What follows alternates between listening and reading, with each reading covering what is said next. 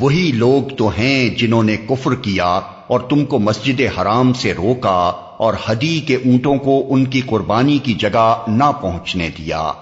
اگر مکے میں ایسے مومن مرد و عورت موجود نہ ہوتے جنہیں تم نہیں جانتے اور یہ خطرہ نہ ہوتا کہ نادانستگی میں تم انہیں پامال کر دو گے اور اس سے تم پر حرف آئے گا، تو جنگ نہ روکی جاتی۔ روکی وہ اس لیے گئی تاکہ اللہ اپنی رحمت میں جس کو چاہے داخل کر لے۔ وہ مومن الگ ہو گئے ہوتے تو اہل مکہ میں سے جو کافر تھے ان کو ہم ضرور سخت سزا دیتے۔